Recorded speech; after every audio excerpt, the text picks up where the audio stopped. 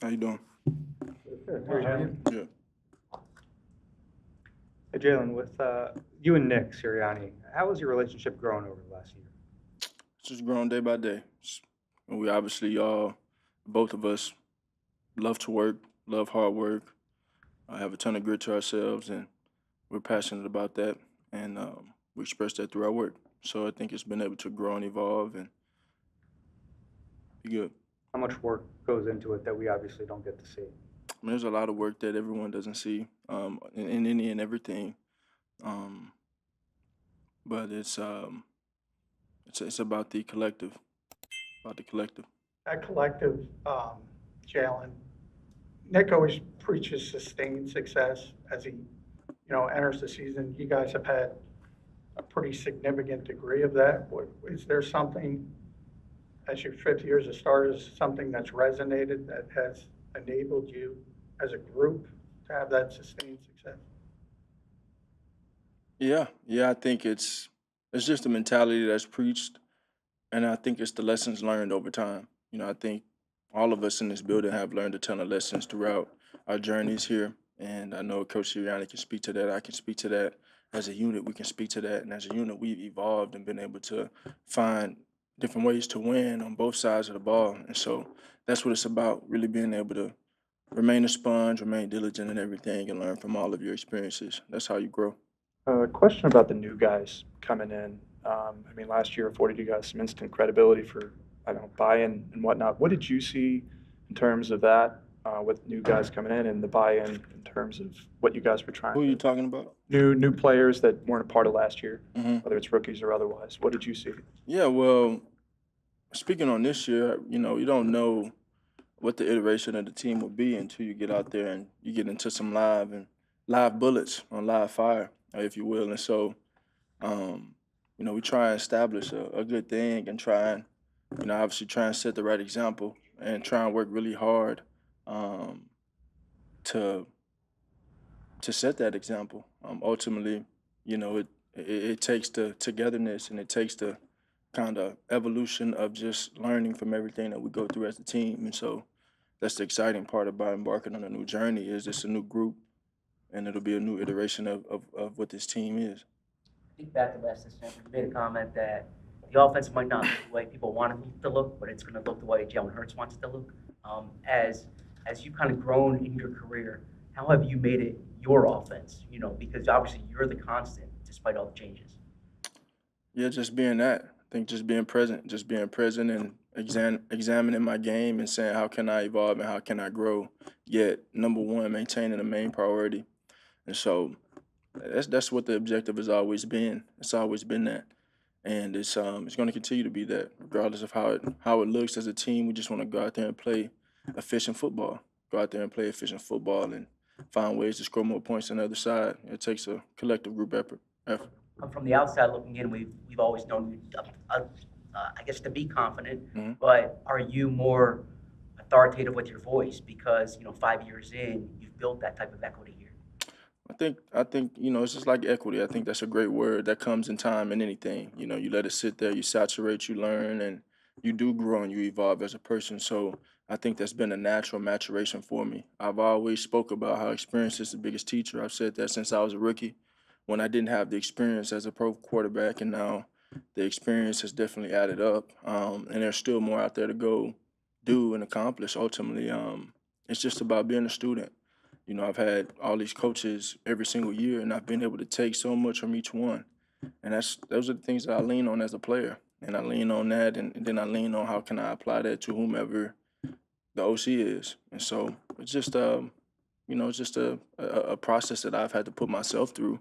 But ultimately, as a team, collectively, finding ways to do that and be successful as offense. And it doesn't matter how it looks to me. I just want to go out there and find ways to win and play efficient football and push the needle. You've been on some great teams and won championships, and really, can you visibly feel or physically feel or visibly see when a team is coming to play a team that won a championship or that was really good that you're getting their A game because of that?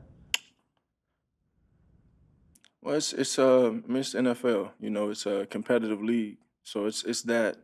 I mean, I have that mentality, the mentality of going out there and competing and trying to compete at that level. Every time I step on the field, and everyone should have that mentality, and kind of keep it that way. In That your, should grow and evolve as you grow. in your experience, week one versus, I don't know, week 8, week 10, there's a lot of unscouted looks, I imagine, they have a new defensive coordinator. How much is that different just coming in week one versus later in the season?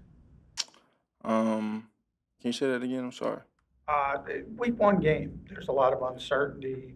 They just traded Micah. They have a new defensive coordinator. How does that different from, say, when you have a bunch of tape on a team, whether it's week 8, week 10, or is it similar for you? That all those things come into consideration, but there's still so much unknown. So you don't know. Ultimately, you got to trust the technique and trust the fundamentals that you've been practicing, all summer and all camp to this point, and just go out there and play clean football. How's Cowboys with different without Micah? And it's going out there and trying to prepare to play a really good team as is, and um, focus on that. We talk about identity. It seems like that's something that presents itself at a certain point. But when you guys have had success doing certain things, is there a temptation to lean in on those things? Um, yeah, whatever it takes to win. I think definitely, yeah, whatever it takes to win. Ultimately, we follow the direction and the head of the coaches, and so whatever direction they lead us in, that's what we do, and we evolve if needed. It's kind of like you escalate it if it needs to be escalated, but we just we don't know who we are right now. So we just want to go in and have a really good week of prep and go out there and try and establish what we want to be. You, Alright. I know you don't want to look back to last year, but you guys finished in that postseason where you were really powerful, scoring, I think, 36 points a game offense. Can you take from that into this season? Is there things that you can take from what you were doing when you were on that run and build off it into the season? It's a new season. It's a new season. It's a new journey. So who knows? I asked Nick earlier this morning about what he's emphasizing with player-led leadership. He talked about habits, and I think that's a constant thing he's kind of talked about the last couple of years. But how does he emphasize habits? How do you embrace that, and what are habits that work for you? Well, when you said Nick, it made me really the thing that he's been preaching a lot is contribution over credit, and the old sense of it doesn't really matter how it gets done. Just a matter of getting it done. As a team and really buying into that collective. And so I think he's had a habit of saying that. He's had a habit of saying that to try and go to that next level, it requires something more of yourself. And so I think he's done a really good job from a message standpoint. And as a team, we just have to continue to, kind of be all in on that and follow his lead. When you hear him say that over and over about contribution, what do you reflect on?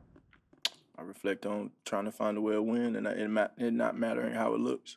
How often does Nick mention Larry Karras to you? And have you ever talked to Larry? And I talked to him, and he just talked about what a great player he thought you were from the outset. Have you ever had a conversation with him just about his thoughts on offense? It's like 3 questions, but Well, I mean, we got the Cowboys this week, so trying to let's kind of redirect ourselves back. I know we kind of light today, but um, can I get one of those, please? All right. Well, they don't have Micah. What do you think about the Cowboys defense? Well, the Cowboys are a really good team, a really good team. Obviously, got a unit on the other side of the ball too, and that uplifts them in a number of ways. Defensively, with coach having a new defensive coordinator, you don't really know what iteration he's going to put out there on the field, and so it just comes down to kind of playing fast and playing clean football. Obviously, the defensive backs are really good. Got a really tight knit front seven group. Playing with Kenneth Murray, very familiar with him and their safeties. They've been there a very very long time, so they got a really good group, and they've always been able to find ways to be disruptive, and so that's something that is on top of mind. Thanks, Jalen. Thank you. Thanks, Jim.